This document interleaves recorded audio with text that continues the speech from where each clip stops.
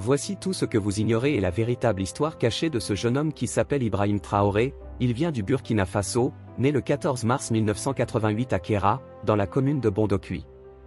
Il a fréquenté le lycée mixte d'Akarville de Bobo-Dioulasso, où il obtient le baccalauréat en 2006. Il est diplômé en géologie à l'université de Ouagadougou. Pour ceux qui n'ont aucune idée, la géologie est la science de la Terre, la science qui permet d'étudier les sous-sols. Depuis l'université, il y avait des penchants pour le socialisme, l'un des systèmes les plus détestés des Américains. Depuis son jeune âge, il avait déjà fait son choix, le choix de ne plus s'engager avec les pays occidentaux qui font partie du système capitaliste. Il a été durant ses études militant de l'Association nationale des étudiants du Burkina, ANEB, une organisation estudiantine d'inspiration marxiste. Il est même devenu président de cette association. Étant donné qu'il aimait toujours le régime socialiste, il lisait beaucoup pour mieux comprendre comment celui-ci fonctionne. C'est quelqu'un qui s'était investi pleinement dans son parcours académique.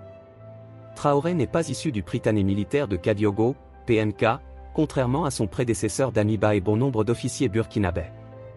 Après des études universitaires en géologie à l'université Joseph Kazerbo à Ouagadougou, Ibrahim Traoré intègre l'armée en 2010.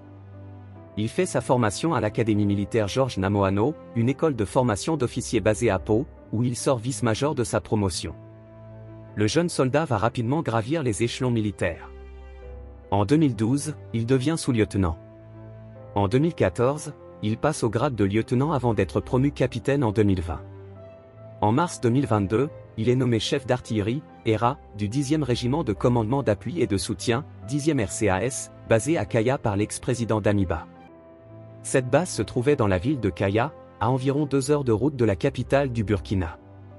Le capitaine Traoré a participé à plusieurs opérations militaires dans la lutte contre le terrorisme, notamment à Djibo, où il était placé sous les ordres du lieutenant-colonel Damiba, alors commandant du groupement des forces armées antiterroristes en 2017. Il a également pris part à l'opération Otapuanu en 2019 et a aussi servi au sein du détachement militaire de Markoua au Sahel.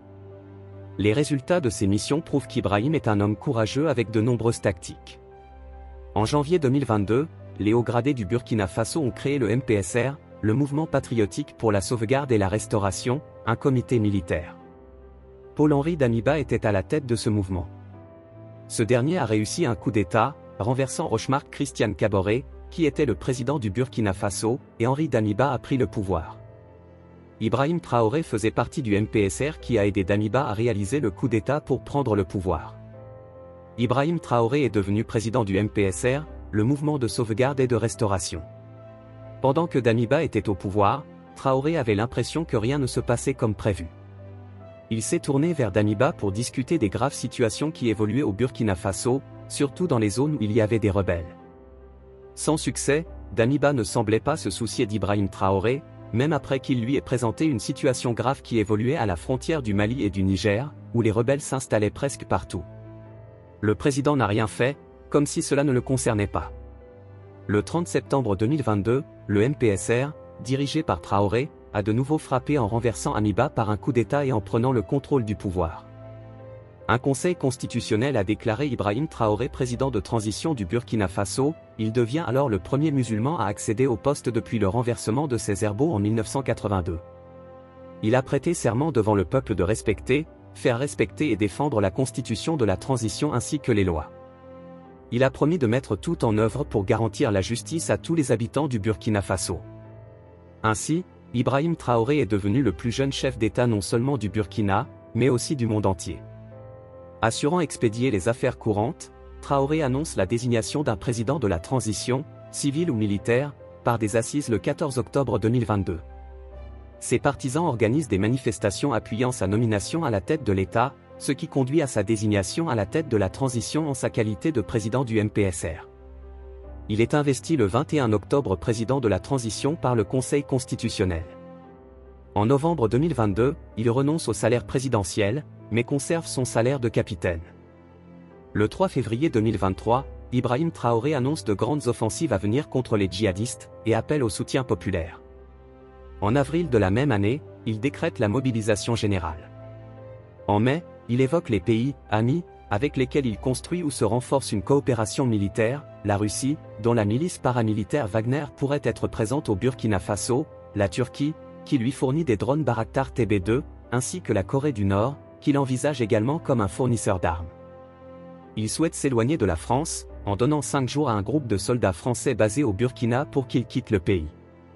Il a déclaré vouloir établir de nouvelles relations et partenariats pour son pays, car les relations avec la France et les États-Unis n'ont rien apporté de positif. En juillet de la même année, Traoré s'est rendu en Russie pour participer au 2e sommet Russie-Afrique. L'accueil de Poutine a été chaleureux et il a exposé à Poutine les préoccupations et les besoins du Burkina Faso. Les médias ont commencé à parler de lui pour sa maîtrise de la communication et sa bravoure. À son retour de Russie, les rues du Burkina étaient remplies de gens. Rafik Ibrahim a eu le courage de discuter des vrais problèmes et d'annoncer des changements pour le pays qui a souffert pendant de nombreuses années. La particularité de ce qui se passe est que la jeunesse du pays, composée à 70% de la population, soutient Ibrahim et voit en lui un second Thomas Sankara. Pour l'heure, le gouvernement privilégie le recours à ses propres forces dans la lutte anti-djihadiste et ne semble pas avoir demandé l'aide des Russes de Wagner. Décidant de durcir la lutte contre le terrorisme islamiste au Burkina Faso, son gouvernement organise un recrutement exceptionnel de 3000 militaires du rang, ainsi que l'enrôlement de 50 000 supplétifs, volontaires pour la défense de la patrie. Alors que le budget de l'État, affecté par les sanctions économiques, peine à financer l'effort de guerre contre les djihadistes, le gouvernement est amené à augmenter les taxes. Grâce à son âge, son expérience du terrain et son langage, Ibrahim Traoré séduit auprès de la jeunesse, qui compte pour plus de 70% de la population mais reste largement sous-représenté au sein des institutions politiques. Il invoque régulièrement les idéaux de Thomas Sankara lors de ses discours, tels que la lutte pour la souveraineté nationale et le rejet de l'impérialisme. Il obtient ainsi le soutien des panafricanistes et des wahhabistes. Les réunions se sont conclues par des discussions fructueuses et des perspectives de coopération prometteuses entre la Russie et les pays africains.